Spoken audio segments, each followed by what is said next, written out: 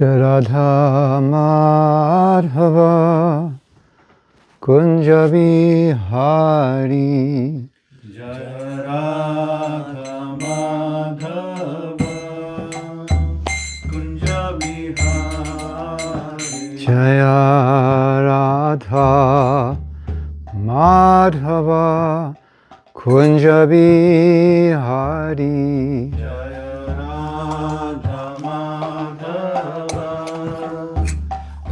Too loud. Gopi Jana Vallabha Girir Bharadhari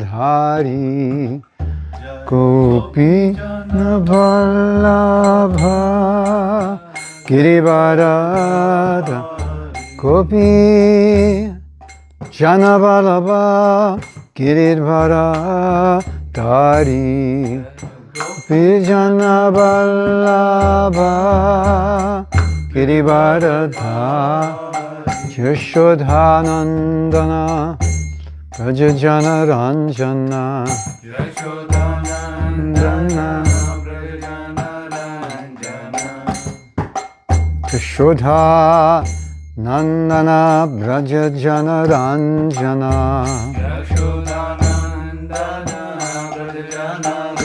Jamana Tira Banachari Tira Banachari Jamana Tira Banachari Tira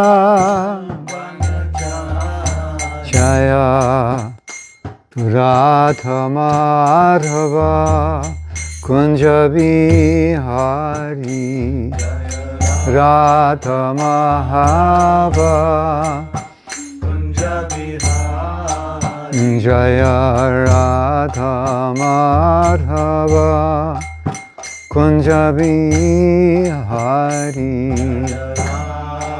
Madhava Sri Radha Madhava ki jai, counteract Śrīmad-Bhāgavatam ki jai, Thai Go Premanandi Hari Hari Bo.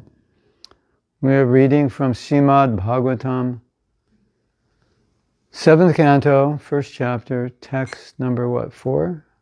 We were on, yes, I think we were on 4. 4 or 5? Yes, we completed, I think, until 3. Okay, text 4. Text 4 and 5.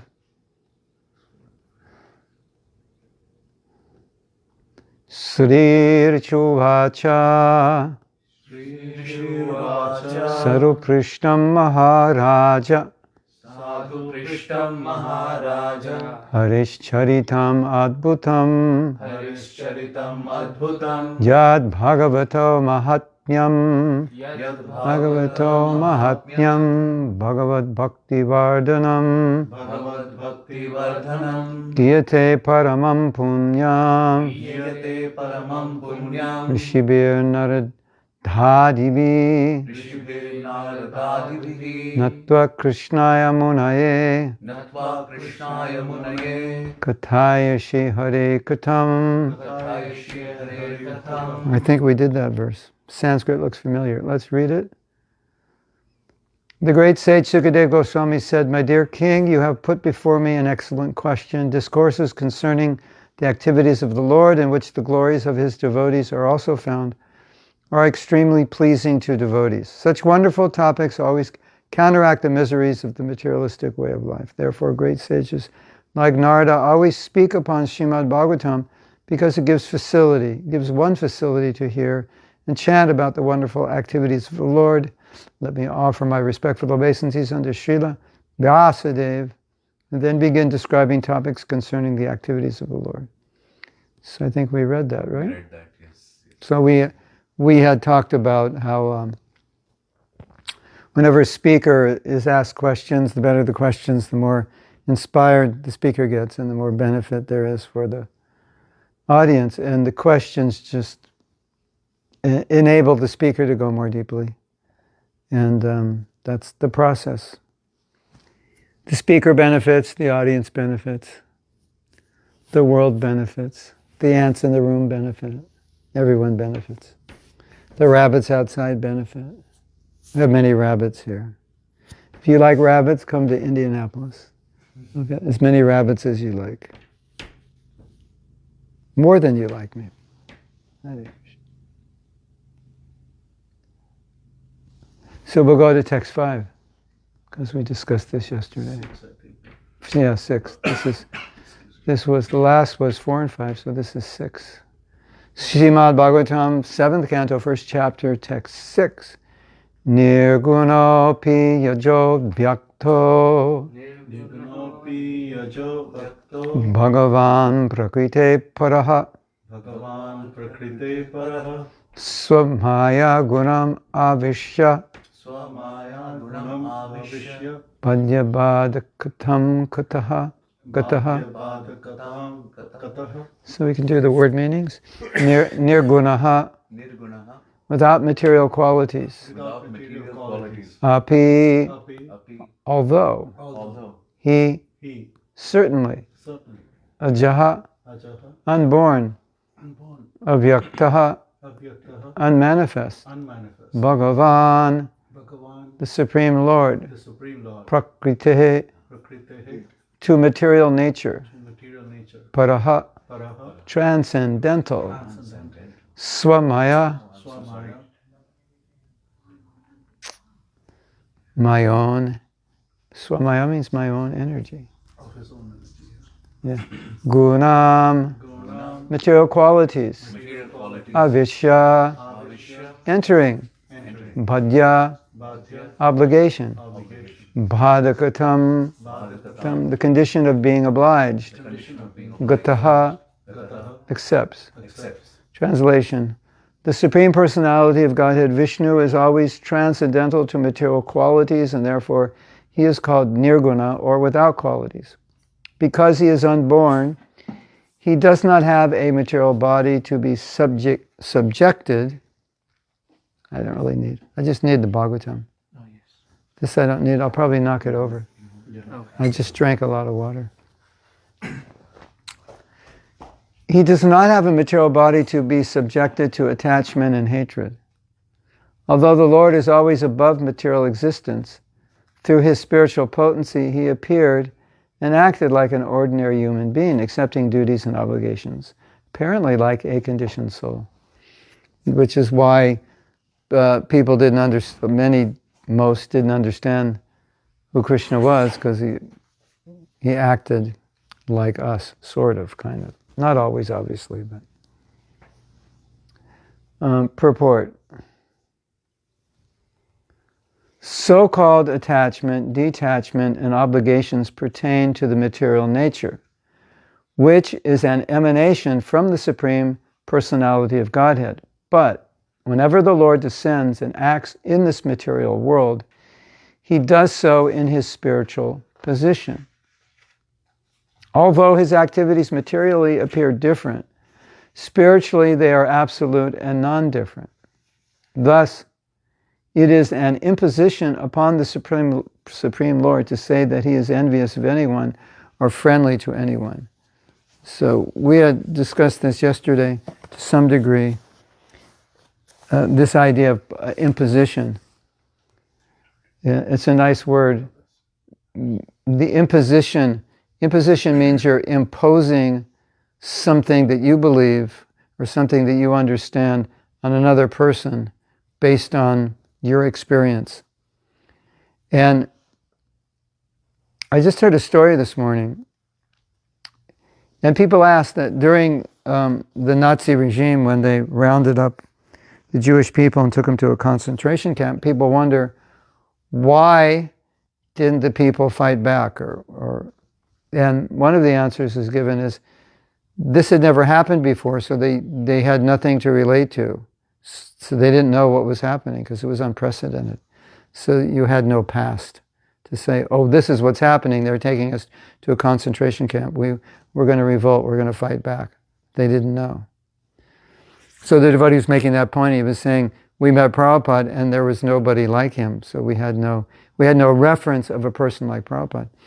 So similarly here, what's being stated in this purport, imposition is you're only imposing what you know, what you have experience of.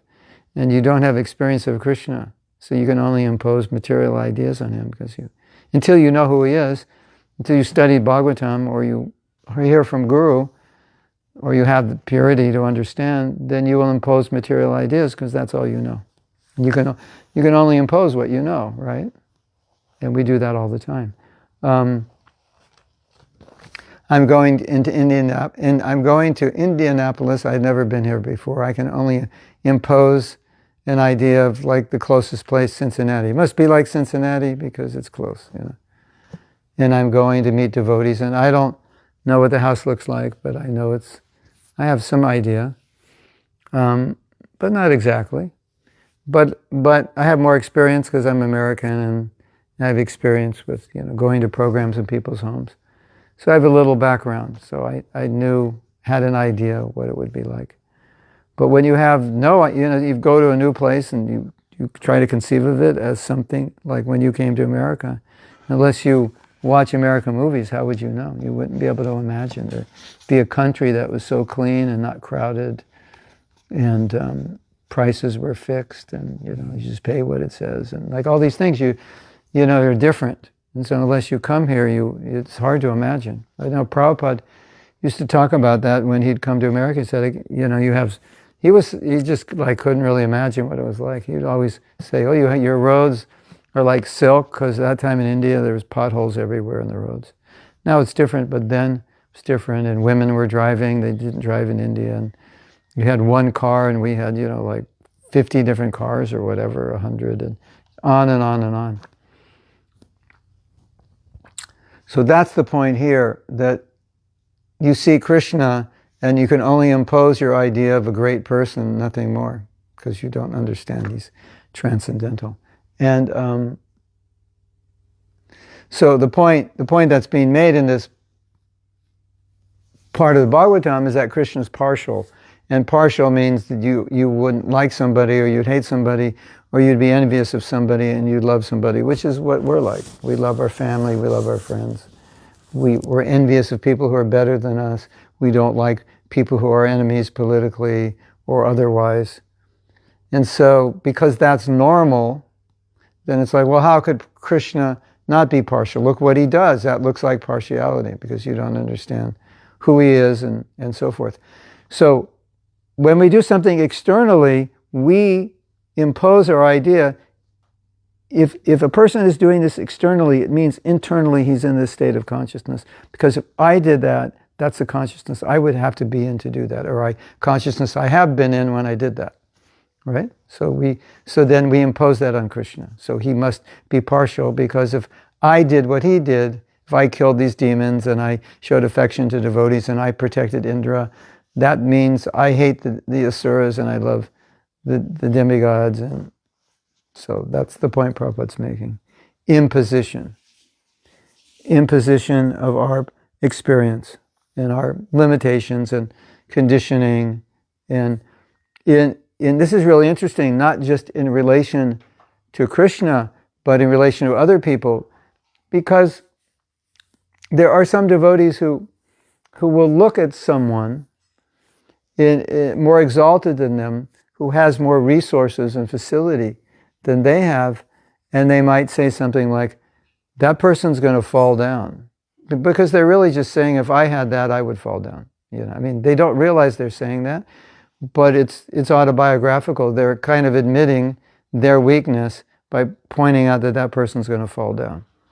Because he's got so many people following him, so many people serving him. He's got so much popularity, so much money. And another thing, it means that whatever he's doing it to get the money and popularity. He's not doing it to serve Krishna. Because if I were in that situation, that's why I would be doing it.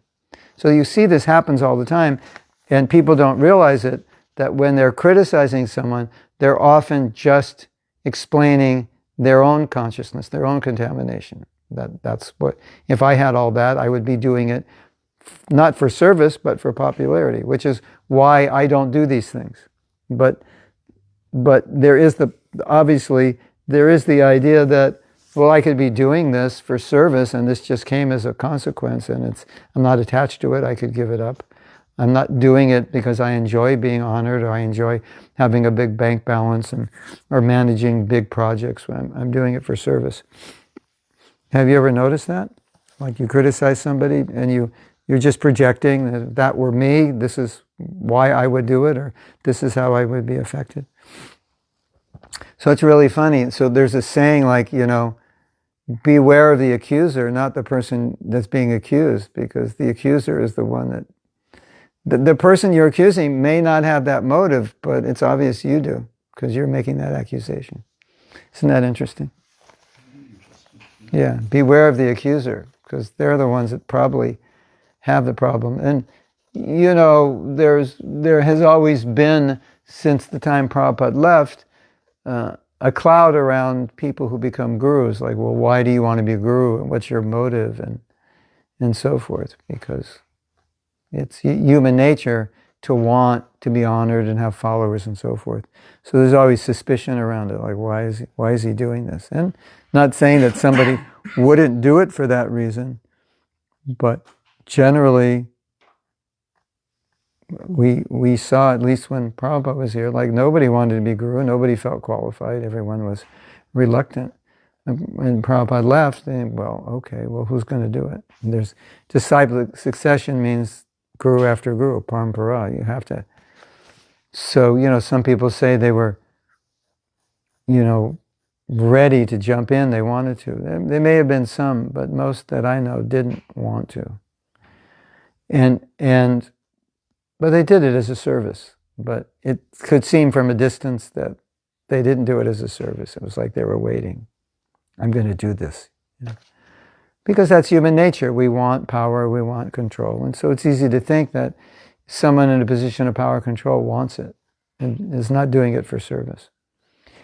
And many of us who know that if we were in a position like that, we would do it for service, we understood those others were doing it for service, or most of them, because that's how we felt.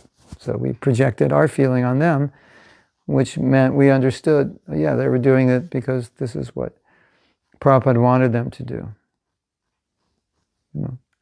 Because that's how we would do it.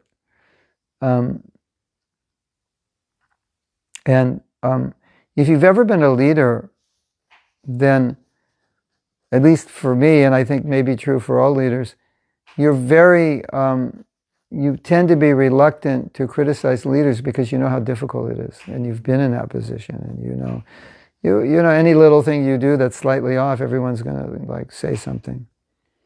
So you tend to be more compassionate because you have that experience, and you project that in a good way. So projection can be good or it could be bad.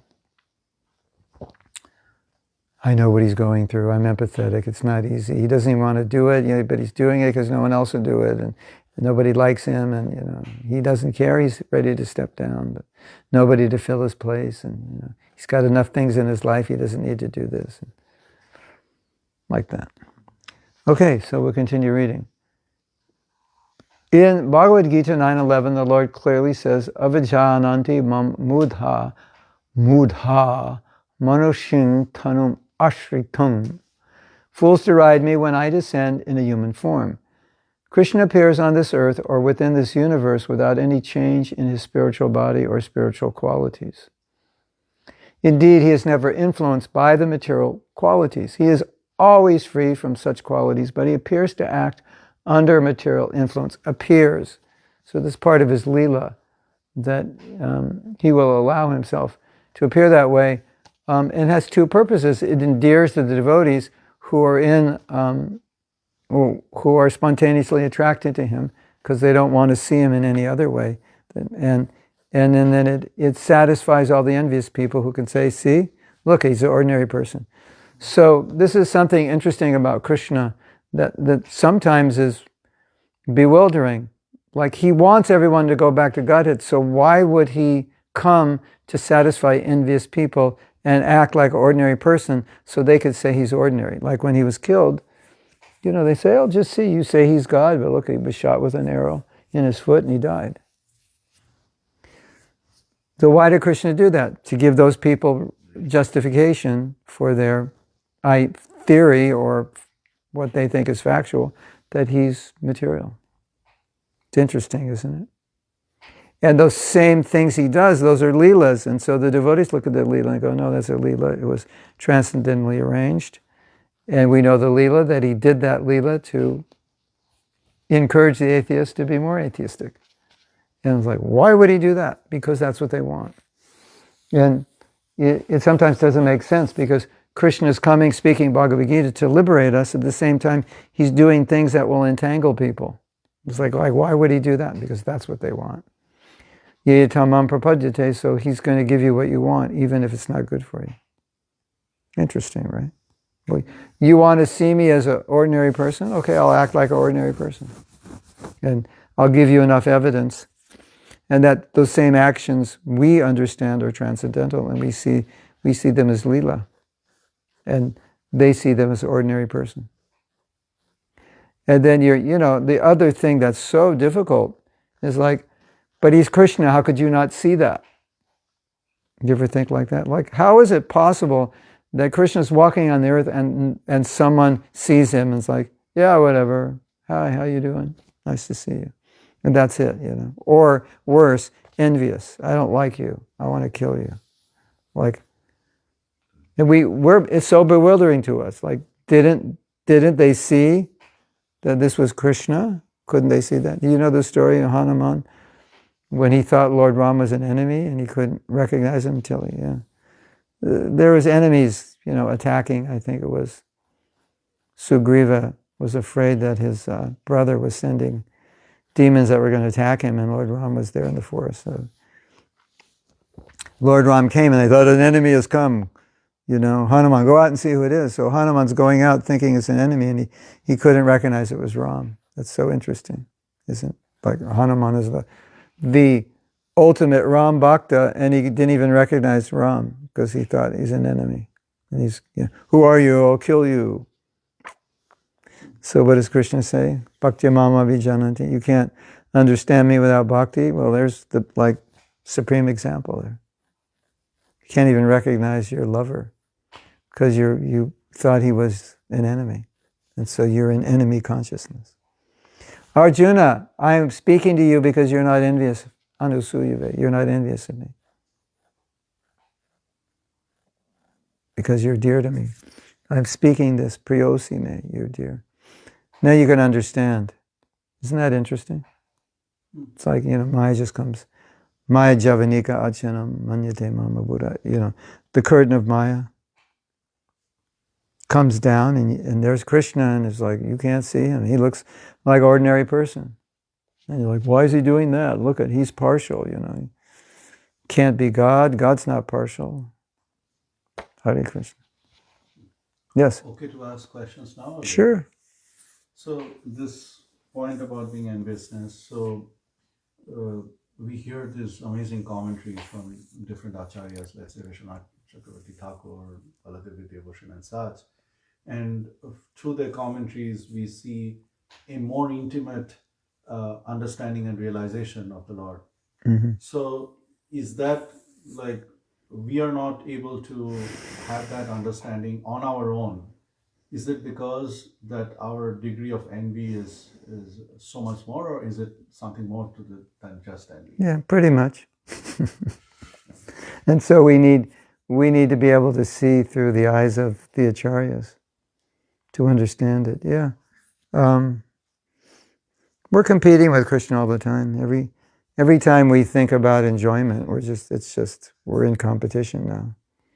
He's the supreme enjoyer. So it's to the degree we want to enjoy, that's the degree to which we are covered. To the degree to which we don't want to enjoy, then we can see Krishna. When I had the surgery, I couldn't enjoy. That was probably the high point of my Krishna consciousness. It was in the sense that the body, physically it was so miserable. It was like I couldn't eat, couldn't drink, couldn't do anything. I was hardly sleeping. For some reason I couldn't sleep. had no appetite. And I realized, I was having so many realizations, and I realized, it's because I'm not trying to compete with Krishna anymore to enjoy, because I can't enjoy.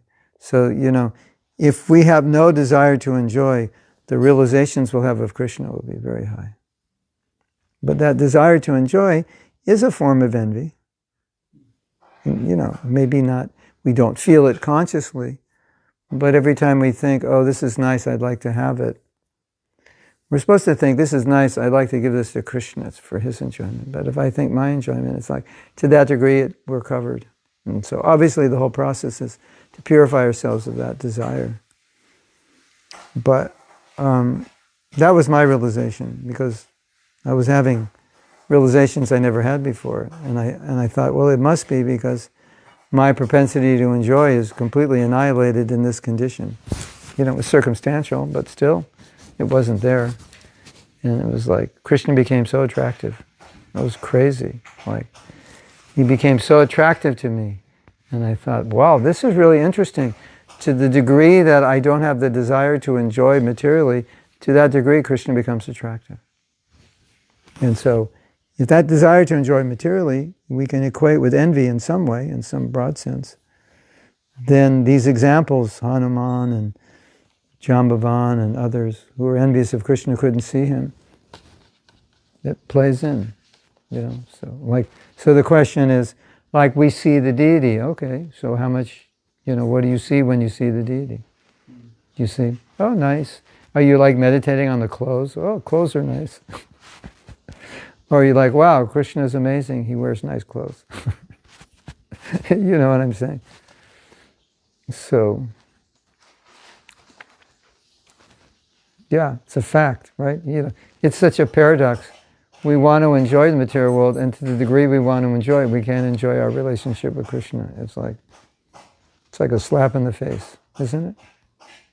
I want to enjoy the eating, sleeping, mating, and defending, and the popularity, and the resources of this world. And to that degree, I can't realize Krishna. That's like, wow.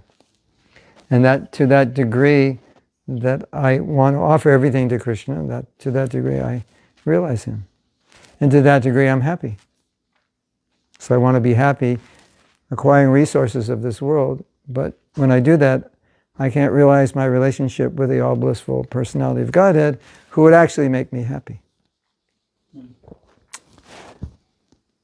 Yes? So, at some gross level, it's okay. Krishna, pleasing Krishna would be, listening to bhakti, And not meditating on sense gratification. But then on a subtle level, I personally struggle where like, should I do this or should I do that? Which will be more pleasing to Krishna? I don't really know. Mm-hmm. And these are like daily things, or it doesn't have to be something enormous, whether I should marry A or B. It can be something very simple, like day-to-day decisions. Yeah. But so how do I make those decisions? Where can I get that intelligence? Well, I think the first thing is, if you're thinking what will please Krishna more, then fundamentally you're in the right state of consciousness. And even we saw Prabhupada change his mind about things when he saw the results. So sometimes you may not know. But the fact that you're thinking what will please Krishna, that's the starting point. So that's good. Some of this is, sometimes you don't know until you do it. You can go to 10 senior devotees and you get 10 different answers. It's possible, right? So I read this story about a man who made a decision that all the people before him, this was, I believe, in the Navy, all the people before him were reluctant to make the decision. It was such a huge decision. And there was a 700-page document to outline all the details to help him make the decision, and he only read 40 pages. And he made the decision like that. And they all questioned him, no one made the decision before you, and everyone read the whole book, and they couldn't make it, and you read 40 pages and you made it. And he said, well, the only way to know if my decision is right or wrong is to make it. So sometimes it's like that. You don't know. So you have to make one decision to know. Is this the right thing to do? Well, let's do it and we'll find out. As long as there's not, the consequences are not like huge. Of course we can pray on it. We can consult seniors. We can not act unless we're certain. But sometimes we can't know. Because you make a decision, it's a good one, and all of a sudden the world changed the next day and COVID hit, or stock market crashed, or Trump just decided that every Indian in America's got to go back to India. You can't calculate these things. So I always think, if I want to please Krishna and I'm making decisions based on my sincerity, then we're good. And if the result of that decision is I am somewhat in Maya because of it, then it's like, that's feedback. I shouldn't have done that, it's a bad decision. Sometimes you make decisions that look like, well, this is just Maya, but actually it produces a good result. So it's a good decision, but sometimes it's hard to tell. Especially for younger devotees. Like sometimes they'll need to do certain things to establish a better situation in their family or in their career, and externally it looks like a waste of time in Maya. Kind of like what we were talking about last night in dealing with the family and making compromises. But you have to judge by the result also.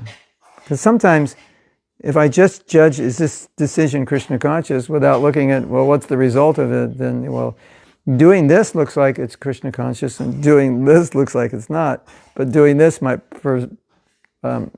result in a better Krishna conscious outcome, and doing this Krishna conscious thing may not. And I've done that a million times, where I've done very Krishna conscious things that produce bad outcomes socially, which is interesting, isn't it?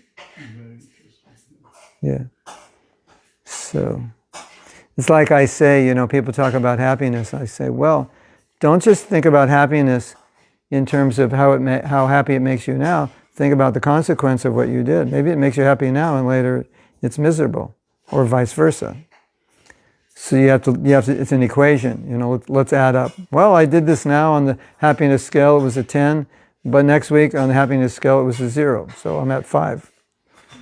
But I did this, and right now it was 6, and afterwards it was 10. So I'm at 16. So this is a Krishna conscious decision, all right? Yeah, but add the consequence and add it up and see. So sometimes the consequence on a scale of 0 to 10 is 0.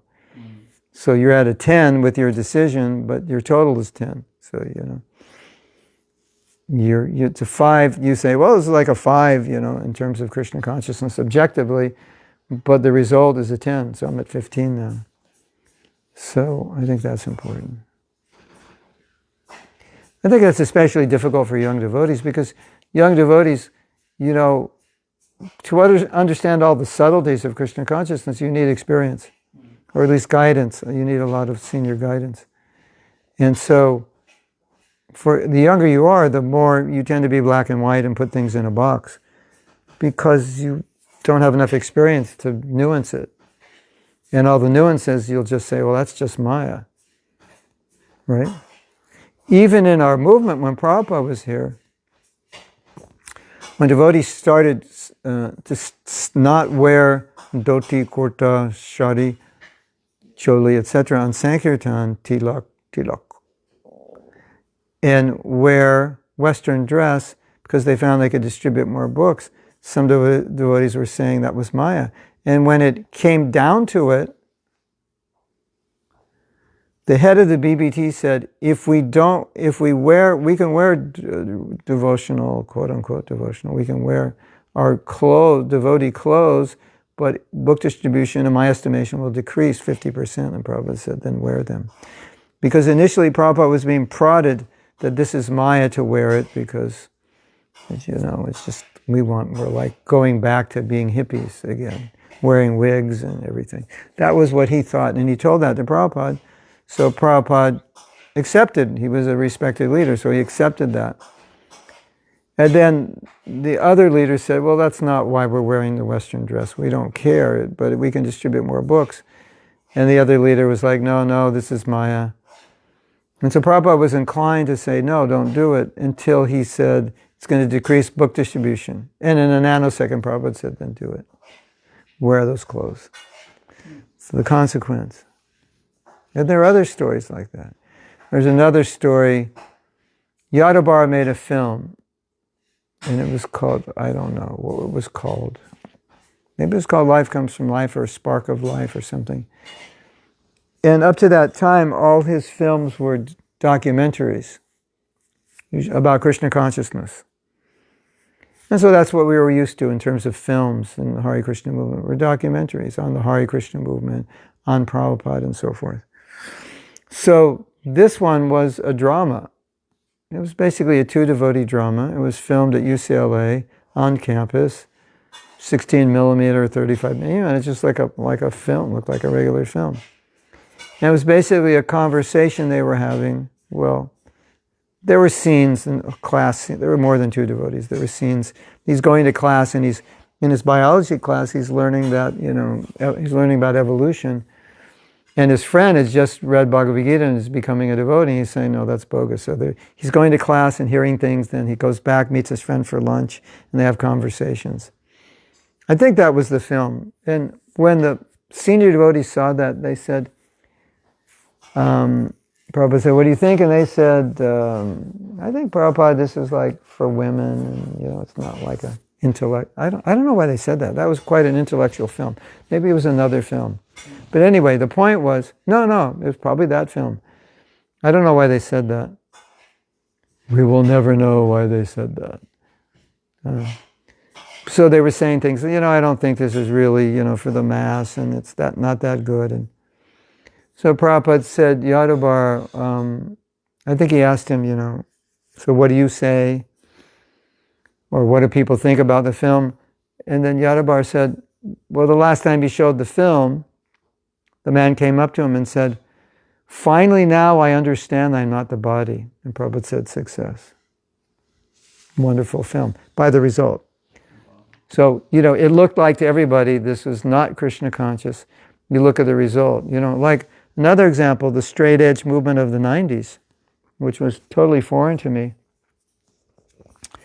We had this band Shelter and another band 108, and the music they played it seemed like you couldn't get further away from kirtan than that.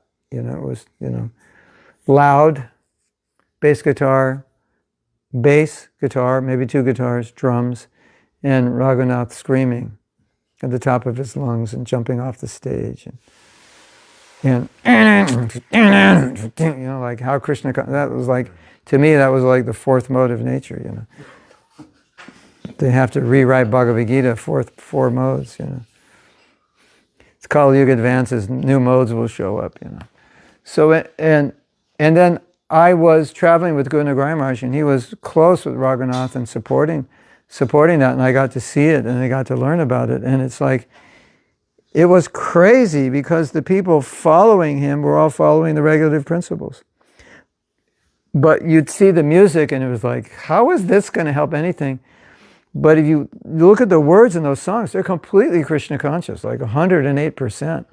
And everyone who's going to the concert is singing the words to the songs. Śrīmad-Bhāgavatam, light of Kali Yuga, whatever the words were, they would sing it. And they were becoming devotees, and they were already following the principles. And so it's like, you have to look at the result, because if you look at what they're doing on the surface, it's like, this is crazy. Like, how do you make devotees, playing, punk rock music? That doesn't seem you want to do nice yoga, chill music, meditation, chant mantras. I think more people came to Krishna consciousness through this than through anything else, at least at that time. At that time, for sure, that was the way they came. But so for me, it was like it was so unusual, because it was so hard to put it together. But I knew devotees in the band, and they'd explain it to me, and Guru Nagaraj Maharaj would explain to me. And I met these young people, they were called straight edge, and then I understood it. So once you understood it, you're like, yeah, this is the music they listen to, and Shelter becomes popular as a band, and because they have faith in Shelter, they have faith in what they say, and so whatever Raghunath says and preaches, and they accept it. So then are we in a territory of ends justifying the means in this case? Or in similar cases? Or is that a too slippery slope? The ends justify the means, yes, if the ends are what you want. But like, for example, in book distribution, we always used to say the ends justify the means. But the ends were not the ends we wanted, because the ends were that we were turning people off. Now you could say that the ends we were distributing a lot of books, but there's collateral damage. So if we were distributing a lot of books and there was no collateral damage, then yeah, you would say the ends justifies the means. So maybe I do or say something that doesn't look like, well, that's what devotees should do or say. There's a daughter and a mother, and you say to the daughter, "Is that your sister?" And the woman just blushes, So we're not supposed to flirt with women, but they just melt and they take books. So we would do it. I mean, maybe sannyasis or strict brahmacharis wouldn't do it, but so, and then they have a good experience and they like us and they get a book. So you could say, okay, the end justifies the means, as long as you're not coming home, flirting with the brahmacharinis now, and thinking about women, then yeah. But if you come home flirting with the brahmacharinis and you're like, I have to get a girlfriend tomorrow, then yeah, the ends doesn't justify the means, because the means contaminated you. So you have to, look at it. And so we just looked at the ends was a lot of books, but there were other things. Not just a lot of books, there were other things. Even, and I'm reluctant to say this, but even some devotees were a bit traumatized by having to say things that weren't 100% straightforward on book distribution. And you might say, well, that's just them and they're attached and whatever, and maybe that's true. But it was difficult for many. One of my godbrothers told me he was doing Sankirtan and he was collecting donations, and he was, going up to couples and saying, is she a model? Is that your wife? Is she a model? And she's so hot and she's so cute. And there was a person there, I think, that worked in that, maybe it was a state park or something, that worked there, and he went up to him and said, you're not living your philosophy, And it hit the devotee, and he said, you're right, I'm not going to do this anymore. So, ends justifies the means. Yeah, we collected a lot of money, but what was happening to the devotee? It was harming him, and he felt really guilty and full of shame that he was, but he was benefiting people also. But so it's got to be clean all the way through. And if it's not, how can you say the ends justifies the means if the ends is the devotee collected a lot of money, distributed a lot of books, made a lot of people, engaged a lot of people, but he himself was suffering. And he can't do Sankirtan anymore. He doesn't do it anymore. I know many people that can't do it. They got traumatized from it, because that was the only way they knew how to do it, was not a way that they felt was proper, Brahminical. And a lot of devotees did it in those ways, and they were just happy they could distribute the books. There was no problem. But sometimes they did it in ways that disturbed people and created bad PR, and it got to the point where people didn't even want to take books because the PR was so bad. So then the ends didn't justify the means, because the ends produced a result we didn't want. So, yeah. Is that okay? Brilliant. And then how do we synthesize standards with, the example which you gave about Kirtan, and, hey, it really worked. Is this more like a time, place, circumstance kind of a thing? Or, yeah. Which is great. But then when, we look at, in this particular context, we look at, let's say, the Book of Kirtan standards. Yeah. Uh-huh. And we realize that this is orthogonal to it. There's hardly any alignment. And then... those were specifically for temple kirtans also. Gotcha. Not public kirtans. But in answer to this, one answer is, I heard someone say that Ayendra Prabhu, he was always changing the tempo, changing the melody, and sometimes doing melodies that not everybody could easily follow. And, with Prabhupada, it was just you start slow and you build up. And so people questioned why he was doing that. And Ayendra Prabhu said, because he felt that was the best way to engage the audience there that was coming. It's kind of like, I don't know exactly why, what his thought process was, but he felt that would engage people. They would dance. They would, it was kind of, I don't know, entertaining or what, but it pulled them in. That's why he did it. So that can be there. Although Prabhupada said, we're chanting to please Krishna. But those kirtan standards are specifically for temple. And even in that book, it says, you can be a little looser in public if it's helpful. And Prabhupada had doubts that we needed to do all those things, but he let us do it.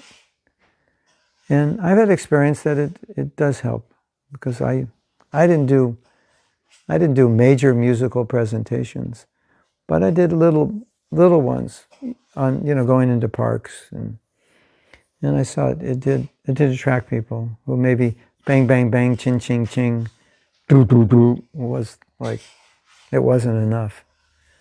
And another thing we did when I was with Guru Nanak Maharaj, we used to go to the mall in Washington D.C. in May, I think April, May, yeah. And there are tens of thousands of high school students mostly from Midwest and East Coast, visiting.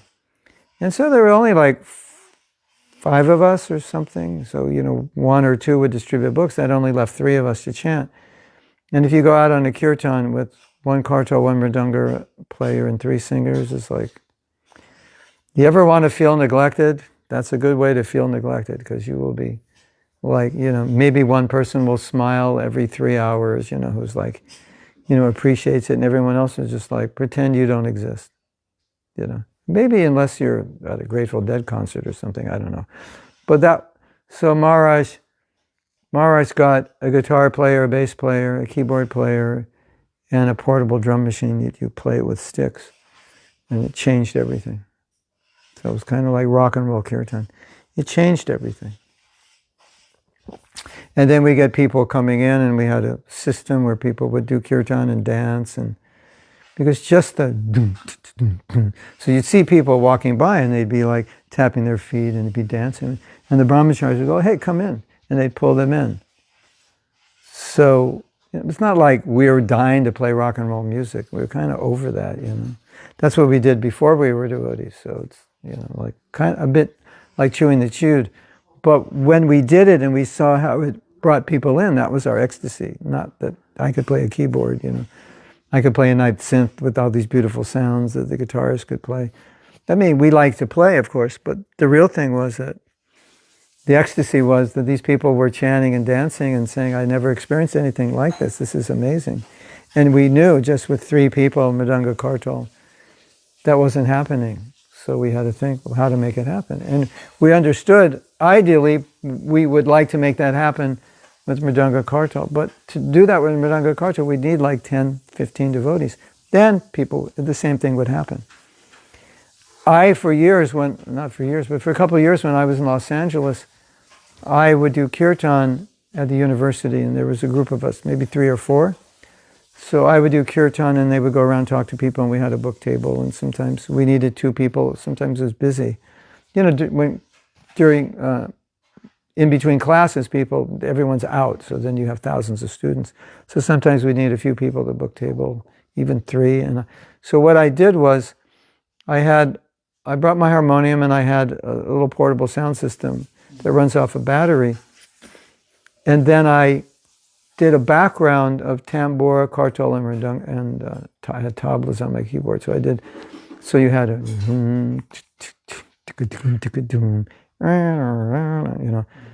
and it was just like kind of like a mystical sound. And then I would do my kirtan with the harmonium, and it was amplified, so students could hear it for like 100 yards or so.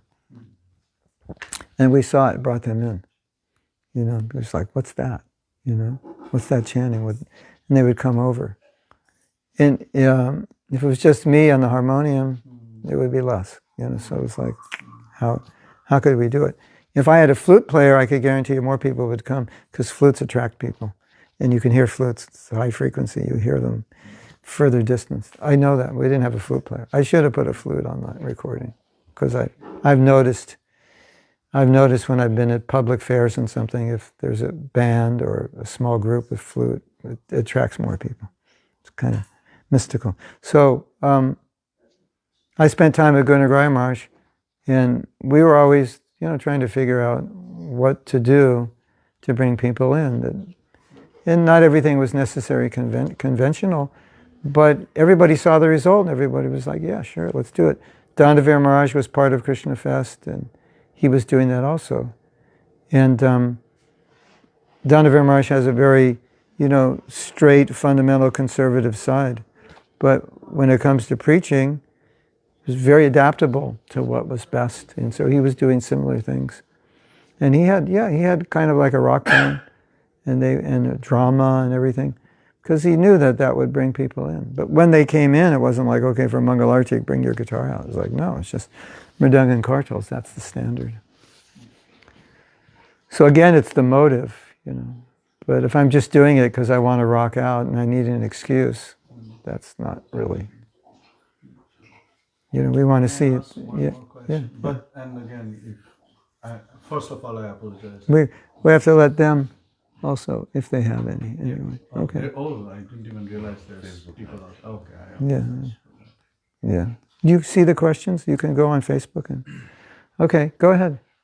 So there is, it's probably not a recent thing, but it's more prominent nowadays. It's almost like a push towards understanding what Srila Prabhupada's mood was, mission was, his standards was, what he really wanted. And I see that push a lot from, some of Srila Prabhupada's disciples. Yeah. And then at the same time, I also see flexibility, I also see adaptation and so on and so forth, like you're saying, from many of other Srila Prabhupada's other disciples. Yeah. So I find that quite confusing. That or maybe it is because my lack of understanding, that maybe it is, so what really was then Srila Prabhupada's mood and mission? Is it more a very conservative orthodoxy side? Is it more flexible? Is it more like a horses for courses? Well, I think the problem is it's all of those. So you can grab onto any of those, and you have Prabhupada's support for it. What the fear is that we didn't have with Prabhupada was drifting off from the standard, because Prabhupada wouldn't let us drift from the standard, because he created the standard, and whenever we drifted, he corrected us. And so it's kind of like you want to do something and you're looking at the pros and cons. Like, okay, we could try this medicine, but it has side effects. And it could cure this disease, but it could also kill the patient. And so, it's like maybe we better be more conservative, and do something more traditional. And then you say, but if you do something traditional, it's not going to work.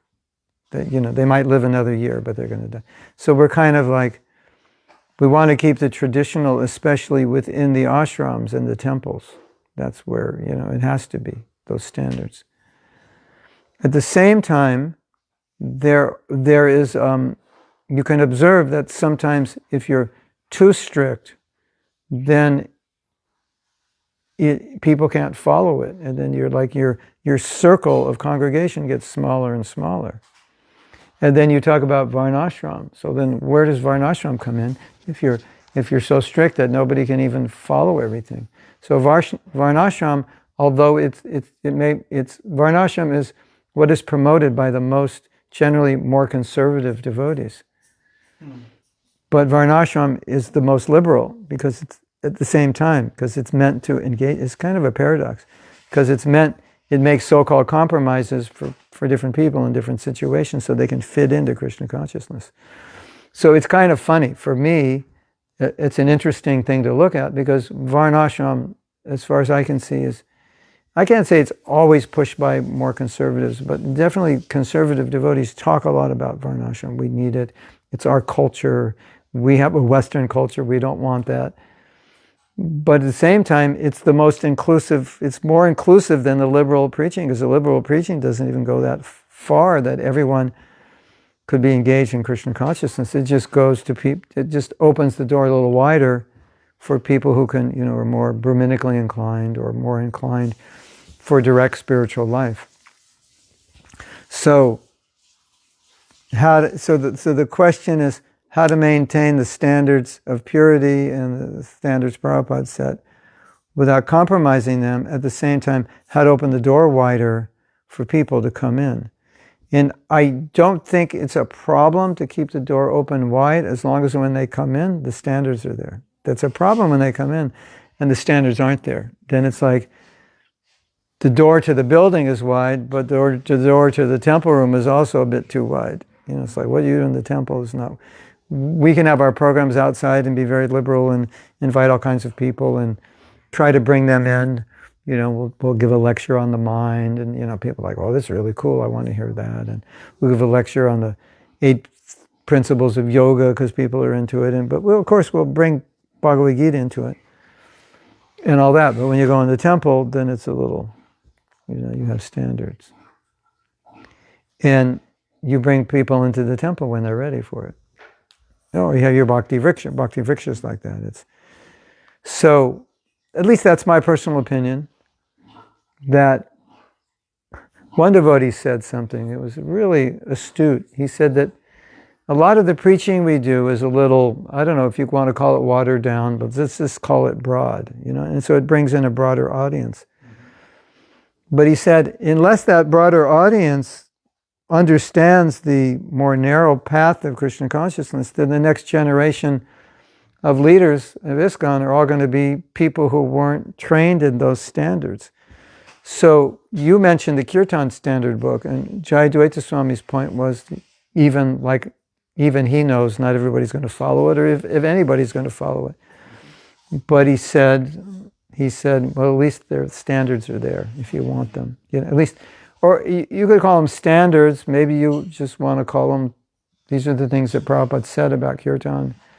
Some may say, well, you know, it doesn't have to be a standard. You know, there's different kinds of kirtans. And what about Narottam Das Thakur's standards? And what about standards in Gaudiya Math and all this? And I think that's a value. You can value those arguments. But his point was, well, let's get down what Prabhupada said. At least we have it. You know, so 10,000 years we have it. So I think that's important. You can do that with so many things. This is what Prabhupada said. Whether in every situation we want to do it or not, it's another thing. Prabhupada said, as we know, Prabhupada stressed book distribution. What about 1,000 years from now, there's no such thing as books, and they have hologram technology or something, and you know, you just go, pachum, and there's your book, and it's a hologram, and you just read it, and pachum. Who knows, you know, you got a chip in your head, you don't need books. Who knows, right, you know? So someone's going to say, well, we should still print books. Say, well, you can't even find a company that would print books. There's no paper anymore. We don't use paper. We don't need it. So that would obviously be fanatical. And, you know, but I think the hard decisions are going to be when the technology is transferring, and it's not like there are no books yet, but you could see that's where it's going. Are you going to be ahead of the curve waiting for it? Or are you going to just say book distribution, books? Prabhupada said books, and we have to print books. Even if nobody reads it, we're going to distribute books. And you're going to go on the street, and people are like, what's this? So this is a book. What's a book? So, and they'll pick it up, and they go, why would I carry this around? It's so heavy. Oh, books. I read that in my history class. They're books. And so if you're doing business, you know that one of the things you do in business is you evaluate the trends, where they're going, and you make predictions that people are going to be doing this. So your company is, when people start doing it, you have all the products and you're ready for it.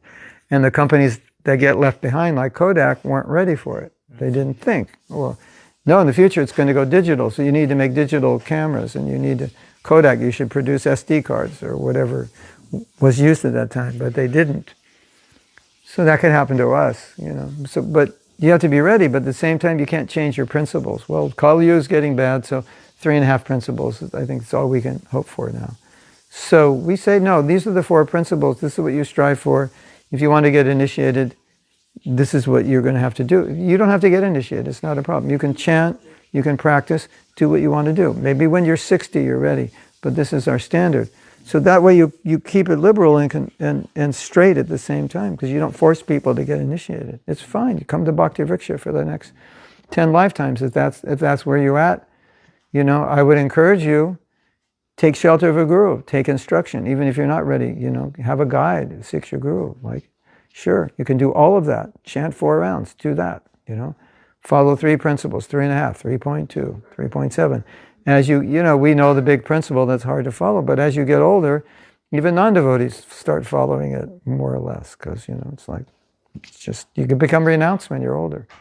And maybe you couldn't give up coffee and tea, when you're like 70. It's like, well, I should take this seriously. I've been doing it all my life, So that's the liberal side. The door is open. It's very big. There's no, you don't have to conform to any particular standard. These are our standards. This is what I do. So I can tell you what I do. This is my lifestyle. This is how I live. This is why I do it. This is the benefit. This is what I get from it. And if you wanted, so I would recommend this if you're ready for it, but I wouldn't recommend it if you're not. But you take from that what you can do. So the door's wide open, but there's no compromise in the temple room. This is what we do. You don't go on the altar because you don't follow all the principles. We don't compromise.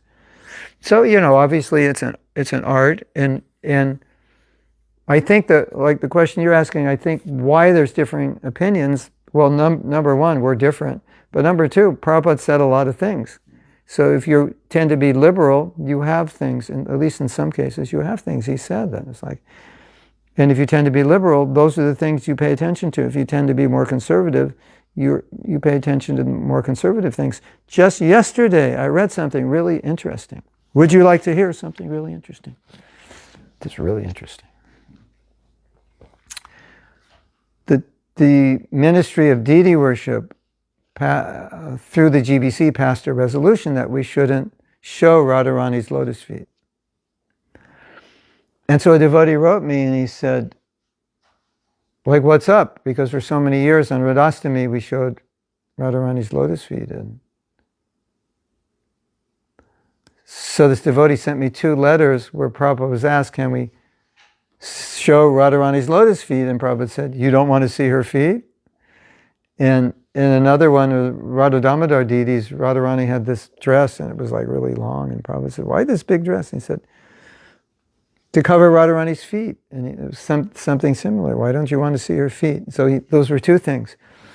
And then the Ministry of Deity Worship posted at least 2 letters where Prabhupada said, Radharani's lotus feet should not be shown. It's not proper, whatever.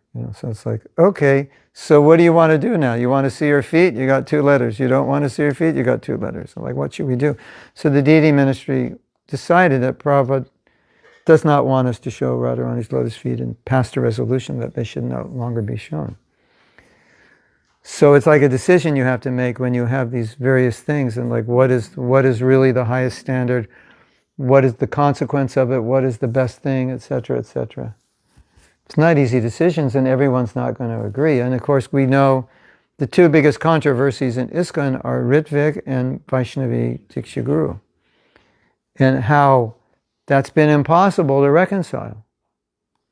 And if you look at the Ritvik arguments, and you might look at them and go, they've got some good points. And then you look at the counter arguments and you go, they got some good points, And where are the points coming?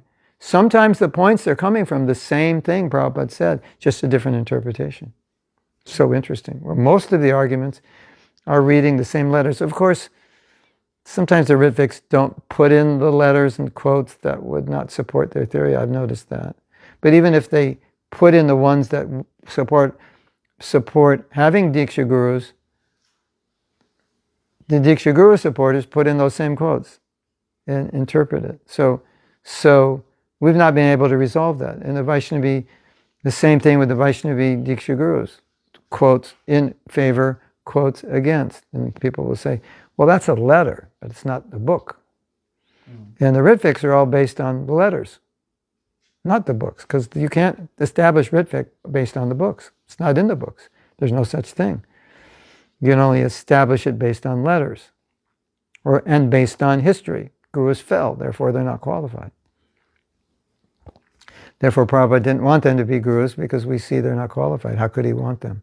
So that's logic. So then you're basing it on logic. But that's just normal. That's the way we try to. Prabhupada said this and that. Who cares where it came from? He said it, and it seems to be clear what he said. Unless you have 10 quotes from his books that are the opposite, then it's like, well, preponderance of evidence. This is, one thing he said at one time.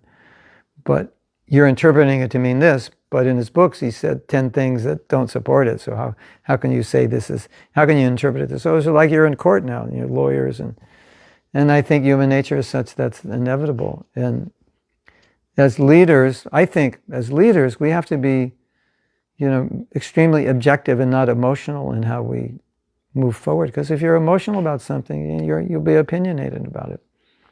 And you'll force your opinion on everybody rather than being objective. Like, this is the best thing. To me, the best thing is everyone goes back to Godhead. And so, if I go back to Godhead and Prabhupada says, so, who'd you bring with you? I'll say, well, Prabhupada, I was like super strict and, I had everybody chanting like 32 rounds. All my disciples after a few years, they had to chant 32 rounds. And if they somehow or other ever broke a principle, I rejected them and this and that. So I'm coming alone. What do you think Prabhupada's going to say? How could you, what's wrong with you? How could you do that? Go back, take another birth, go back and get them.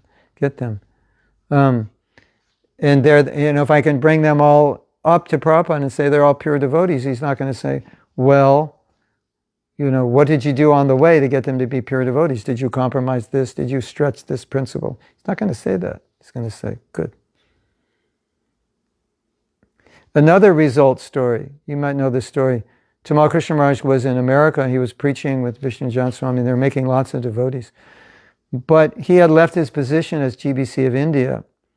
And he told Prabhupada, I just want to preach to get my strength back. And then I'll go back to India. So Prabhupada came to America. And Tamal Krishna Maharaj is so intelligent, and he understands Prabhupada so well. He knew that Prabhupada was going to ask him back to India, and he had to have a reason not to go. So he said, Prabhupada, I don't want to go because I'm preaching. And Prabhupada said, what is that preaching? And he said, I'll show you. Because he knew Prabhupada was going to question him. And he had, I don't know how many brahmacharis, new devotees, 10, 15. They're all in saffron, all shaved up, all tilak, all, puckered out, as I say. And when Prabhupada saw that, he was so happy. He goes, this is preaching. Stay in America and preach. So, you really, you have this balance of principles and keeping the door open, or keeping your principles tighter and the door tighter, and the consequence of it, So someone might say, I have better consequences keeping the door more narrow. I'm getting more quality people. That's fine. Who's going to argue with it?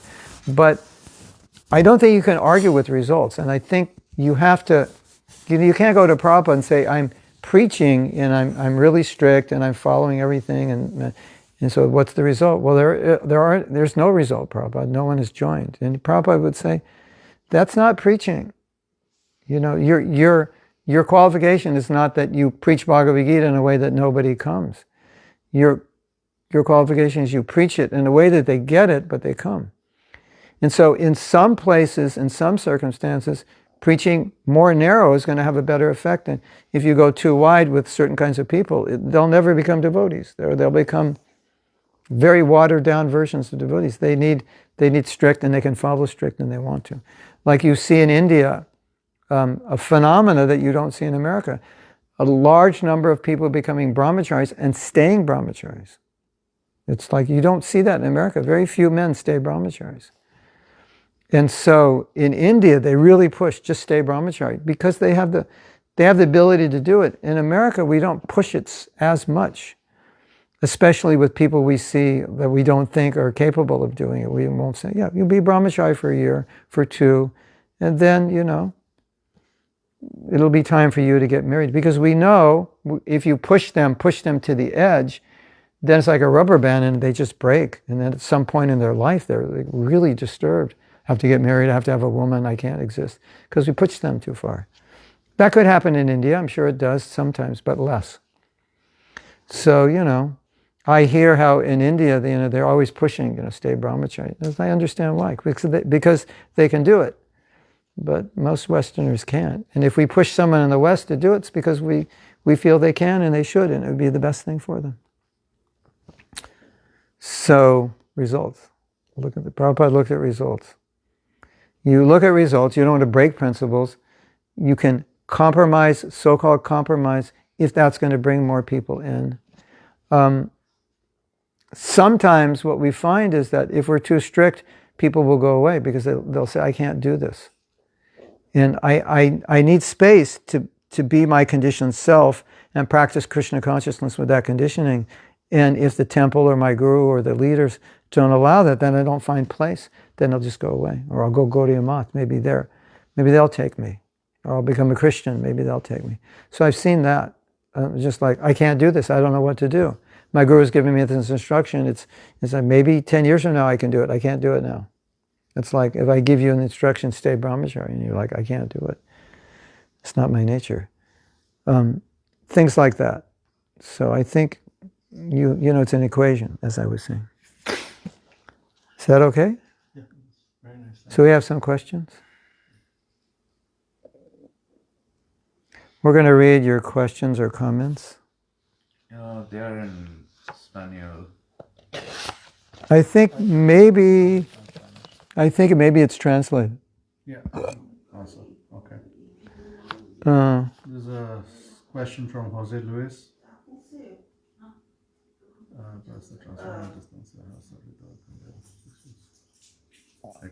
Two questions. Okay, he got two questions. Here it is. It's in English. No, it's not. Okay. No. You translate it? I'm trying to get the... I could translate it, but probably... Hare Krishna, obeisances Maharaj. Deso Angra Desco Loki He Entendio understand. I'm trying to get A that. distinction between service and changing one's attitude in relation. Yeah, let's go to Google Translate. Or can somebody here translate what he's saying? I could also... I have that. I have my laptop. Phone. Why don't we take another question while you're translating? Yeah, let's take another question. My phone does not allow me to. Maybe it does. Okay, Esther's question. How do we become more aware of Krishna being present in a way that devotees only perceive him? The more you become purified, the more you become aware of Krishna's presence. That's the only answer. In dealings with devotees who are not seeing the long-term benefit of spreading Krishna consciousness in a way that is more appreciated and more easily accepted, how to communicate it effectively with those who would rather safely almost nothing happens to them. It's some so-called risk that they see coming when we get... I know what you're saying. She's asking, well, how do you if somebody is like, they're very traditional in their preaching approach and it's not having an effect, how do you convince them? You convince them by your results. That's the best thing you can do. If I'm doing preaching and I'm very conservative and very few people are coming, and you're doing another preaching and a lot of people are coming, and you're training them well and they're becoming good devotees, then you show that, people are going to look at that and go, oh, okay. The best way to convince somebody of something is to show the result. That this is working, it's effective. Like Krishna House is making devotees, so people are taking notice. Oh, maybe that's the way to do it. Some people may not agree. If you don't agree, all right, you have your way. Can you do it, be equally as effective? If you can, fine. We'll note that also. But yeah, okay. So what's the question in Spanish? That was a comment. The first one.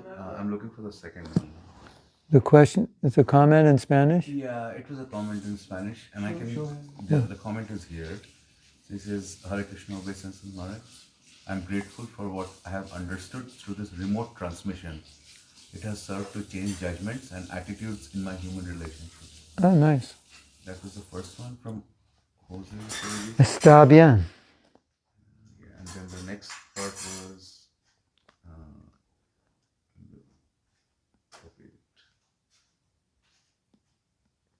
the mercy of Krishna. Compare the mercy of Krishna.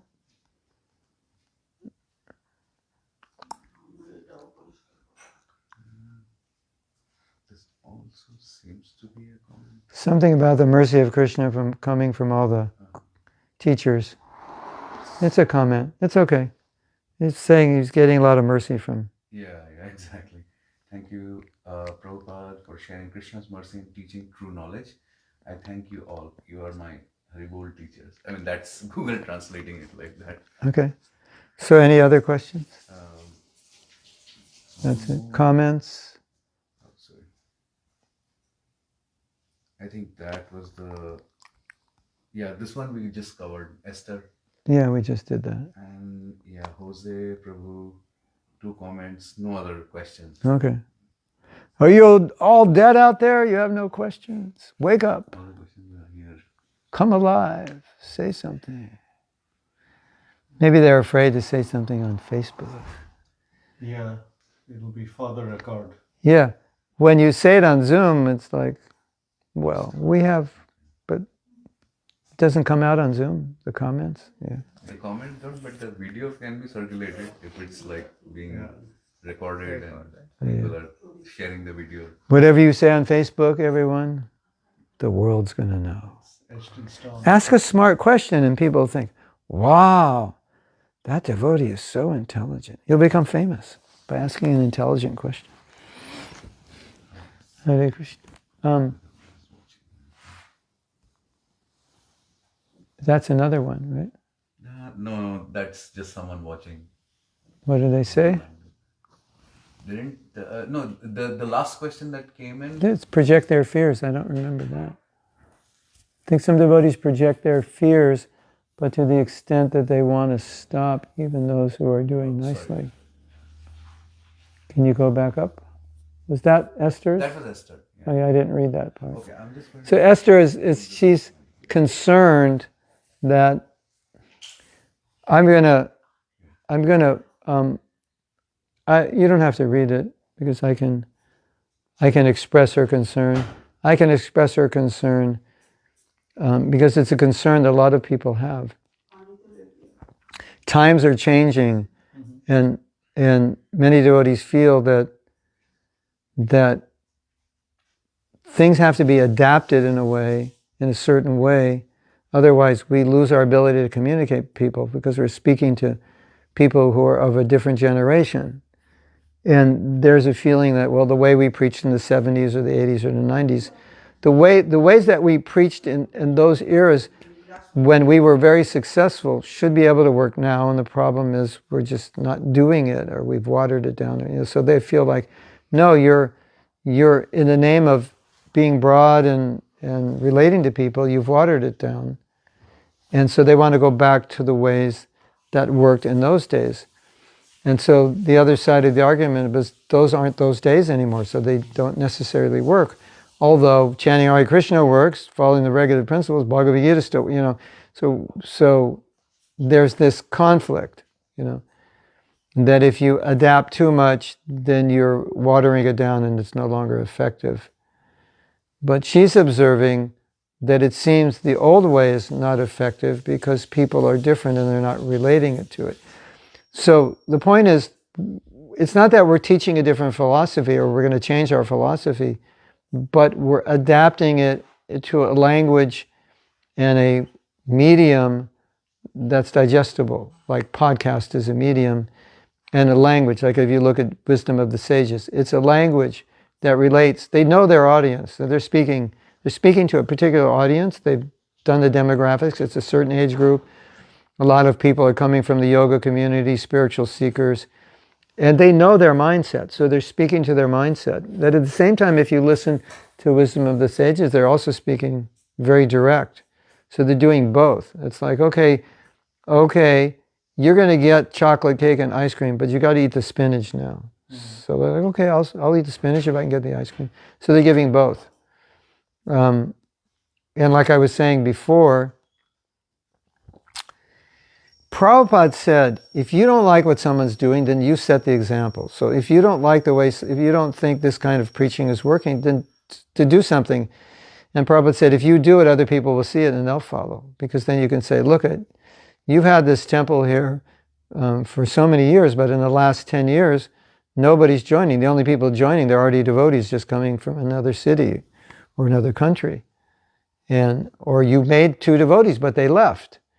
But we have this preaching strategy. We do it this way. And this year, 5 people have joined. And you can meet them. They're following the principles. They're chanting. And they're distributing books. They're doing everything. And more people are coming. So like, proof is in the pudding. So that's what Prabhupada said. If you want to show people, then just do it. If you don't like what they're doing, show them, and then they will follow. You don't have to criticize them. So in a sense, we don't need a discussion. We just need to discuss amongst ourselves what we feel is the best way to bring people in, and do that. And if we fail, we've learned a lesson. That wasn't the way to do it. And if we succeed, then we learned a lesson. That is the way to do it. And the way that we're doing it now that works doesn't mean it's going to work 10 years from now. A lot of people, they say, I wonder what Prabhupada would say now about this if he were here. Because what he said about it then was different. Another beautiful story, Yogeshwar Prabhu tells. Prabhupada gave a lecture, I believe it was in France, and the French people are very revolutionary. And he was giving an example, like when people say, I just want to do anything I want, and he's saying, no, you can't just do anything you want. There are laws. You have to follow the laws. If you don't follow laws, you'll be punished. And there was like a revolt because they don't want to follow the government. It was a very volatile time politically. And the people in a very revolutionary mood. It was just an analogy. It didn't mean anything, but they didn't take it as an analogy. They took it like Prabhupada's saying, you have to follow the government and the laws or you'll be punished. And there were like so many arguments, and they were really upset. And Yadabar told me personally, I don't know if he said this publicly, but he said it was our fault. We should have told Prabhupada not to speak about anything political. It was a big reaction. A lot of people ran out and really upset. And that also happened when Prabhupada was sitting on the Vyāsasan. Like, why are you sitting on this big seat? You think you're better than us? And Prabhupada said, no big seats anymore. So he was adapting based on what. But the point, Yadabar's point was, we should have told Prabhupada. So, and he said, we've told Prabhupada, and the Prabhupada wouldn't have done it. And so sometimes you give Prabhupada a warning, this is what we need to do. He might do it anyway, we don't know. But often he wouldn't, because he would know, okay, this is not going to work. So then the question is, well, Prabhupada comes back and says, Prabhupada's 2025 and things are different than 1969 or in the 70s when you were here. And so if you say this, it's going to create people will revolt. We can't say this. And if the thing you're going to say is just a social thing, it's not our siddhanta or tattva that really is going to, it's like people's spiritual lives are not relying on it. You say something about a race of people being less intelligent. Not just women, but races. And it's not, their liberation is not relying on that, but their liberation could be relying on the fact that you don't say that, because if you do, they might just say, I don't want anything to do with you. And so telling Prabhupada those things, maybe we'd have to tell him some things, like, well, now it's different, that people are like this, they're not. Now there's more congregation, less brahmacharis, so there's more political correctness, we can't say these things. And if Prabhupada felt that this would inhibit people's becoming Krishna conscious, he might say, no, okay, I won't say it. Or he might say, no, it doesn't matter. If they can't accept it, too bad. We don't know, but at least it's our job to tell him, and in many cases, he would say, okay, because if we could point out that they're not going to come back to the temple, they're not going to chant if we say this or that. And so I'm sure he'd be sensitive to it, but the argument is you don't know what he would say because he's not here. So how can you say that? So all you can do is use your judgment and say that when I preach this way, it has a good result. When I preach the other way, it doesn't. Or when I see people preaching this way, it has a good result. When I see people preaching the other way, it doesn't. At least with these people, this ethnic group or whatever. And it's going to go on forever because society is going to change all the time. Can we draw a parallel that, look, how Prabhupada preached, the adaptations to your point that he made was so variegated and different from, let us say, how Bhaktisiddhanta Saraswati exactly. conducted. Yeah. And therefore, if you extrapolate that, Yeah. you would say that, oh, look, it's this is not like an etched in stone kind of a thing. It is really a time, place, circumstance kind of thing. Yeah, definitely. So the question is, how much can you adapt it? Yeah.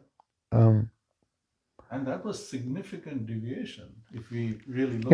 It was more in terms of the preaching and bringing people in than the philosophy. The philosophy always remained the same. Hare Krishna.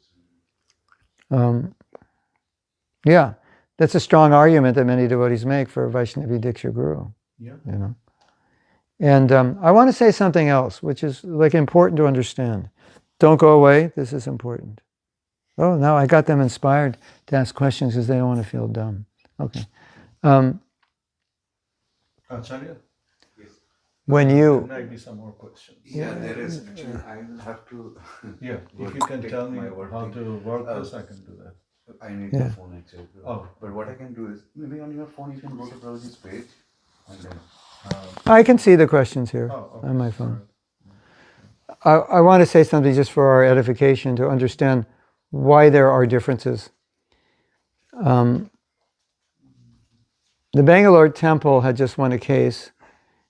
The Bangalore temple is a Ritvik temple, and they just won a case. So as a result of the case being won, there's a lot of things online now, pro-Ritvik and anti-Ritvik. And I'm very interested in psychology. I'm very interested in the psychology of how is it that devotees are seeing things so differently. And so one of the things that you'll notice is behind both sides is a story.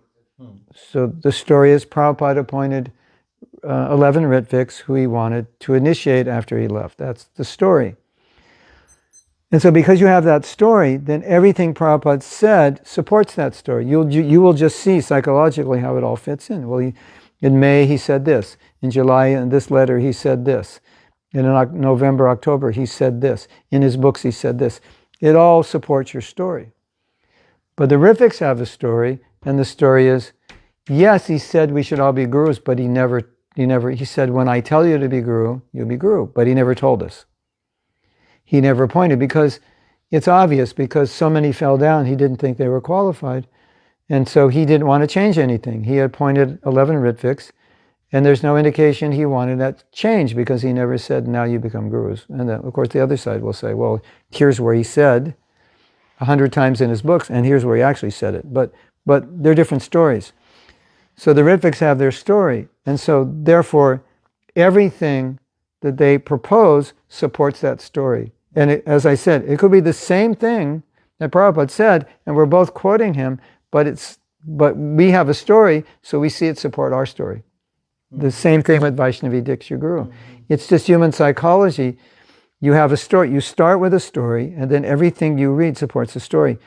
I learned this by listening to Christian preachers, because some of the things they say are absolutely ridiculous. They make no sense. They're like, you can't say that. That makes no sense. But when you buy into the story, it starts to make sense. God loves you and he sends you to hell. That makes no sense. There's no logic in that at all. And everybody hears it and they go, yeah, God loves you and he sends you to hell if you don't accept him. It makes sense once you buy into the story, right? You're raised Indian, 33 million demigods, this and that. Demigods do this, and like Americans hear that and they're like, it's all mythology. No, it's all true. This is the story that you grew up with, that this is the story of Scripture. And so for you, it's just like, it's normal. God's doing this, 4 heads, 100 heads, peacocks all on his body, Indra, this and that. It's like, yeah, it just makes sense. So once you accept the story, then everything else you read psychologically just goes to support the story. And if you ever change your story, then all the things you read will support the new story. So the conflict is a conflict of stories, as far as I see it. And that's why we cannot vibrate well with Christians, because they have a story that is antithetical to many things in Krishna consciousness. And those Christians who can relate to us don't have that same story, that Jesus is the only way and you go to hell. They have modifications of it, or they don't even accept it exactly like that. So that's where the differences come. It all boils down to the story. But Vaishnavi Diksha Guru, it's like Prabhupada didn't want them. Prabhupada did want them. He didn't want women in positions of authority. He did. He told women, you go start temples. He wanted Jamuna to be GBC, But if you listen to the Ritviks, it's like, no, he didn't appoint anybody. Well, there's a girl named Chintamani that went to Japan with her husband, and Prabhupada said, you be the guru, you be the temple president, not her husband. It's like, so if you're a Ritvik, it doesn't fit in your story, so you have to refine that story. Well, maybe her husband was not Krishna conscious, and that was temporary, and she was Japanese, so she could, it's a circumstance, and it's an exception. And, but he really didn't appoint, he didn't appoint female gurus, he didn't appoint female GBC, So your stories, but then if you're on the other side, you go, no, he did. He did appoint. The men didn't want it. They couldn't accept it, but he did. So, it's like everything's got to fit your story. And that's where things get weird, because if what Prabhupada's saying doesn't fit your story and you start to squeeze it to fit, it's like, Prabhu, don't do that. It's not what Prabhupada meant with that. You're trying to squeeze it. So that's where the frustration comes, because each side is thinking you're squeezing things to fit in the story, or you're taking a letter, and letters are third form of evidence. You've got to take the books, and this is what it says in the book right here. Here it is. Suniti could not become Dhruva's Maharish's guru because she's a woman. Then you go to the letter. Yes, women.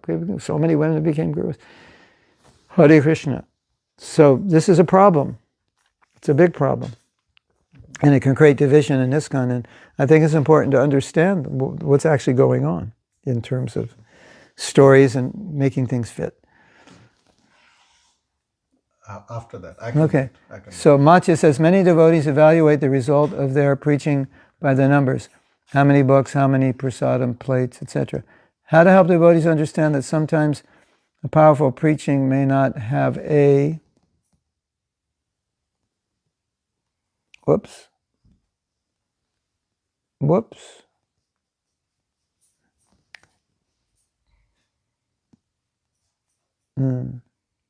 Hold on. Matsya, don't go away.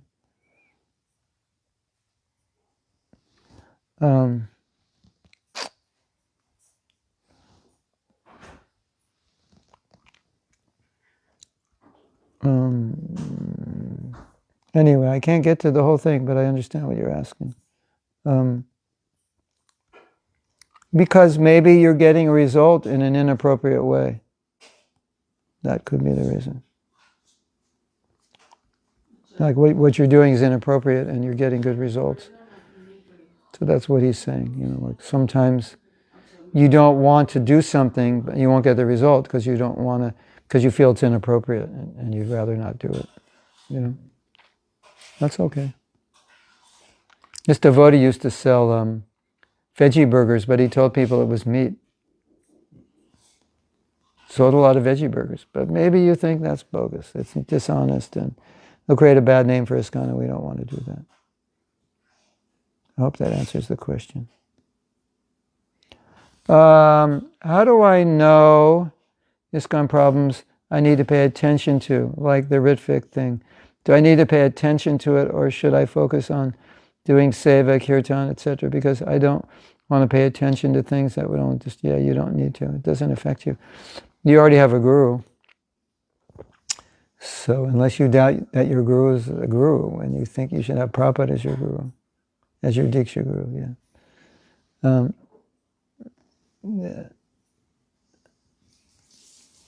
How to help them. Matya, maybe what they're doing is like you just have to point out we have principles, and maybe they're not following the principle. Every time I touch the phone, it takes me to former questions. Okay, I've heard a lot of devotees say a lot of things that seem to be ISKCON problems, but I don't know what to do with it, even if I should something, yeah. Now, for example, I heard devotees say that we should only read book editions that were published before Prabhupada's disappearance. I don't know what to do. You can read either one. There's some mistakes in those original editions. It's good to know what those mistakes are so you don't misunderstand, because they weren't corrected. But there's a BBT page that shows you what's corrected. You read either one. It's not like a big thing. It's more of an issue of fidelity to Prabhupada and so forth. It doesn't really affect us. Either edition is, you'll get back to Godhead either way. Yeah, okay. So Don't go away. Stay right there. I drank a lot of water this morning, and I'll be back in very soon. We're going to have a question that's like going to be so amazing. It's going to like break your brain. Whoops. Hare Krishna. Here. When I come back, you can ask your question. Everyone's going to hear it. I know, लेकिन ऐसा कोई बड़ा सवाल था भी नहीं. No, he made a big reveal.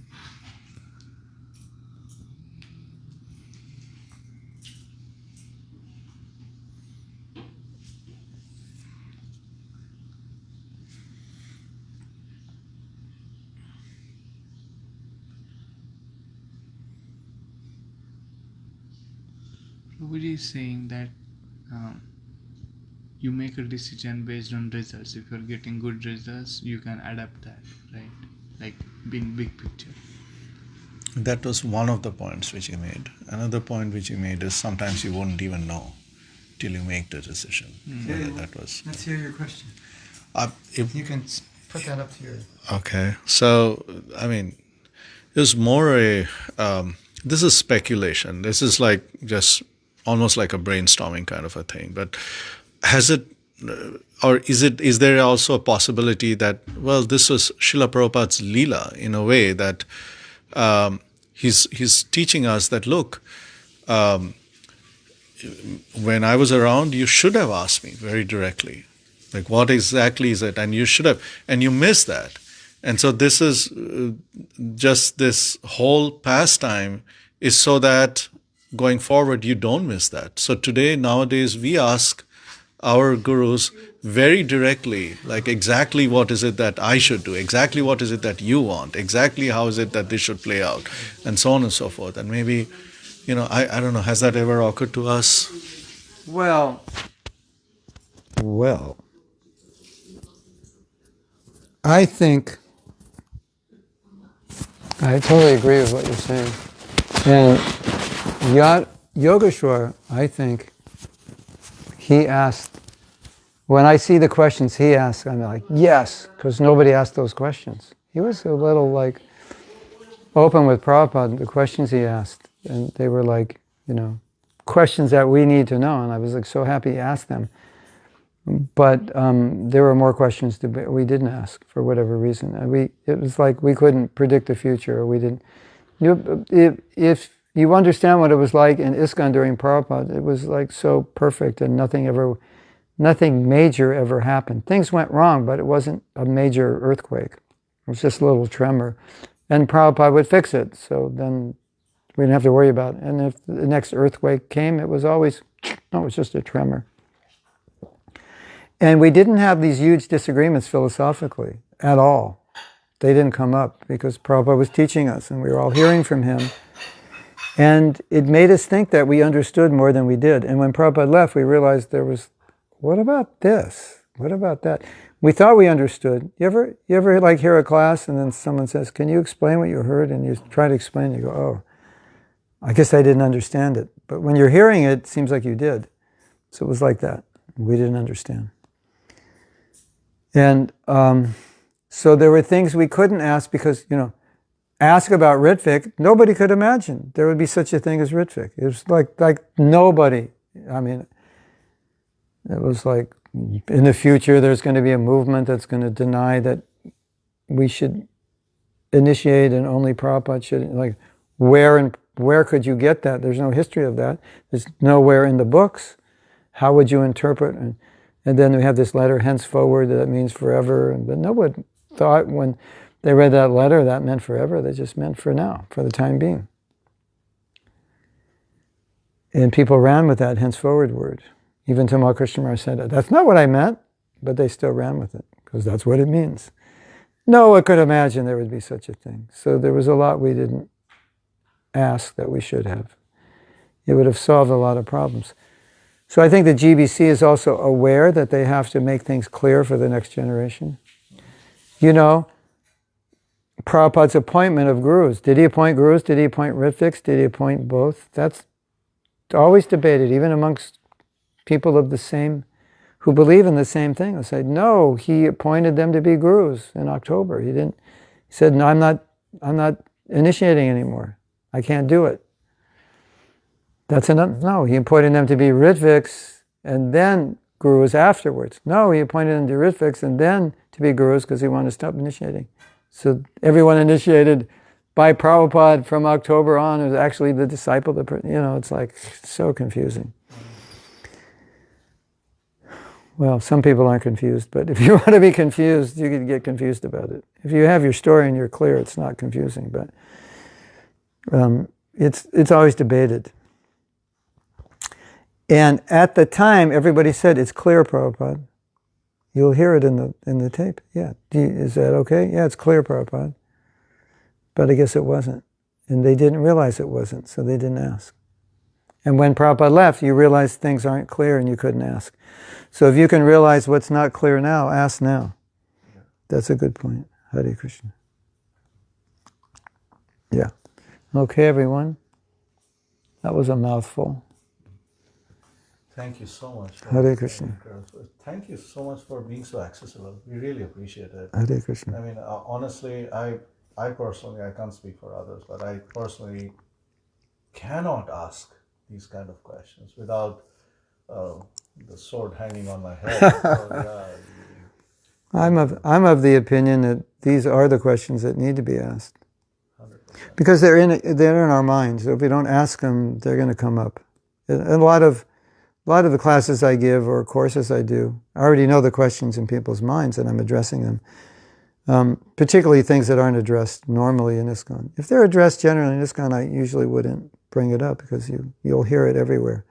But if it's not brought up, then I like to bring it up. If I know it's of concern to people and it's in their mind and they want to talk about it. Or maybe they don't even know how big a concern it is, but I do. But I think it is, and then I'll talk about it. So I think that's important. We were once thinking we should call my YouTube channel Raw and Real. As just let's not cook it. Let's just talk about it, Let's talk about the real. This is what the vegetable looks like before it's cooked. Technically, yeah, but that's it. That's what you're eating, so let's talk about it. I think it's important. Okay, everyone. Nice to see you all. The next class we'll probably have is Friday evening that we'll broadcast. Unless something else happens. We will let you know if we're going to change any plan, but as it stands now, Friday evening, Radha Priya will let you know. Hare Krishna. Śrīla Prabhupada ki jai.